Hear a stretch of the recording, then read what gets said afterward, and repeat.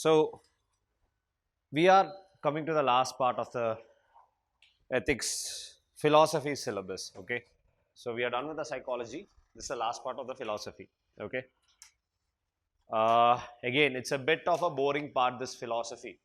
Why? Because there is nothing evident I can show you except for gaining better understanding of the subject as a whole.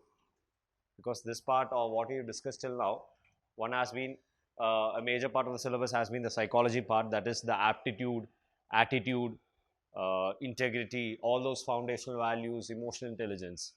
Again, they are metaphysical values, or they are not visible in the it's not a physical thing which you can see.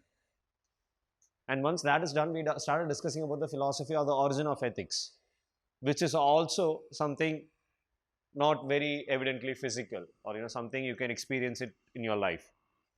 So the next part of the syllabus is going to be ethics in public administration, or also known as administrative ethics, where we'll be discussing about the role of ethics in the form of corporate governance, in international relations, uh, in the form of citizen charter, transparency, RTA, etc., etc. So that is what the next part is going to be. So before I go to the next part, I want to finish off the last part of the syllabus, or the philosophy part of the syllabus, which is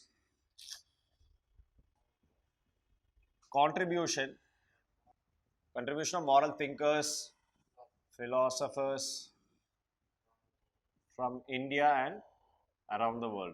Okay, so we are talking about moral thinkers and philosophers. Now the problem is, like I said, I don't know what these people are drinking or smoking, but we have more than enough philosophy from India and around the world. Yes. So if it's possible to learn all that, quite hard. Okay, it's quite hard to learn about all the possible philosophies and the moral thoughts and thinkers. So we'll be trying to learn some few well-known personalities. Okay, definitely there are more personalities. I will be covering hardly 1% of the 1% of the philosophy or the philosophical thinkers, etc., etc. Okay. Now don't think, okay, sir, is this topic incomplete? Obviously, it's going to be incomplete.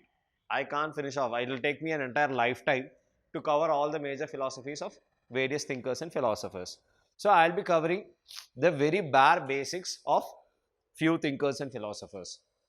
So from India, we'll be covering Mahatma Gandhi, Swami Vivekananda, Dr. Kalam, Sarvapalli Radhakrishnan, and few thinkers like that, or few philosophy thinkers similar to that.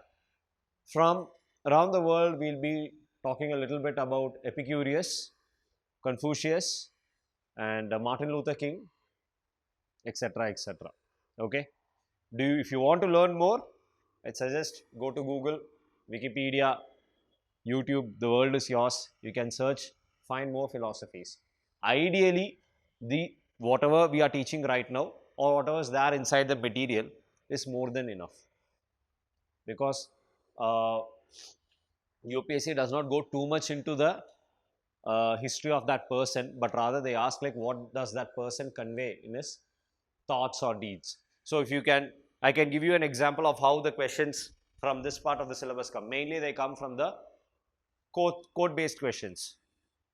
An unexamined life is not worth living, Socrates. Now the problem with this question is you need to know what Socrates was smoking or thinking at that time. Okay, great man. Unfortunately, he did not need to smoke. He had enough knowledge, enough IQ. We are trying to understand what he was saying that day. So before I begin off, I'll tell you the kind of questions that can come from this. Okay, that can come from this part of the syllabus. So I think everyone has your mobile phone. Take your mobile phone, go to Google, search UPSC, UPSC, GS4, UPSC space GS4, PYQ, UPSC space GS4 space PYQ space 2020, UPSC space GS4 space PYQ space 2020 space insights. So you will be taken to the first link will be the website of Insights Academy. Okay. Now there's a reason I want you to go to Insights Academy, because the rest of them will have PDF. You'll have to download that PDF. Whereas the link of Insights will have the text itself. So open the website of Insights.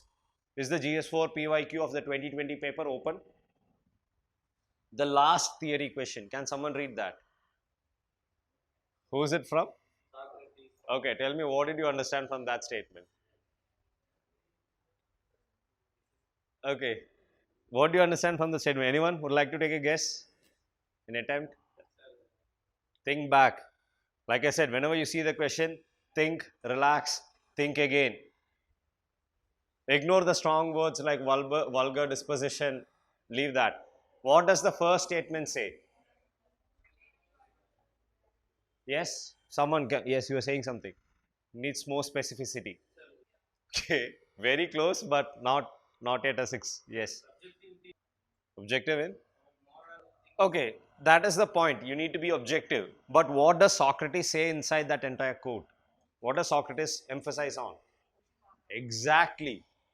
Socrates says that your system or sense of morality, which is based on relative experiences. See, this is good. Instead of any empirical evidence, instead of saying this is right because on evidence or because on proper values, but rather saying this is right because I feel it is right, is absolute wrong. That's what Socrates said. In short, see, go back 2-3 centuries, sati was accepted as right among all. Yes, sati was accepted as right. No one argued against it. Why? Because in society this is supposed to happen. That was the belief. So they believe that sati is right. Do you know when the last sati was performed? In 1980s, a woman committed sati in Rajasthan. Can you imagine that? 1980s, a woman was forced to commit sati in Rajasthan. Seems quite horrific. We can't even imagine that. Can't even imagine that. But in 1980s, a woman was forced to commit sati in Rajasthan. So in that society, it was still believed that it is morally right. So it is based upon the relative experiences of that society. And Socrates says that having a relative morality based on assumptions is vulgar and disgusting. It should be rather based on empirical evidence. That is what Socrates is saying. Now again read that statement. Again read that. Proper hard evidence. Proper evidence. Okay, like this is good, this is bad. Black and white. Like that. Can you please read that question again? So based on relative emotional values, what you think is right based upon your emotion is not what your ethics or morality should be based on. Okay.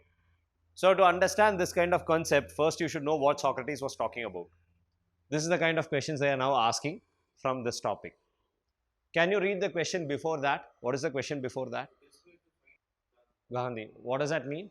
Can you identify a value? I told you, whenever there's a question which is being asked in the form of a quotation, you need to identify the specific value which is inside that quotation. Can you tell me what value, what foundational value is inside? I'm sorry? Service. Bit more elaborate. Selflessness. We have a foundational value very close to that. What is that foundational value? Yes? Empathy is close. Something better than empathy. What is? Compassion. Compassion towards others. That is a foundational value. It is a part of your syllabus.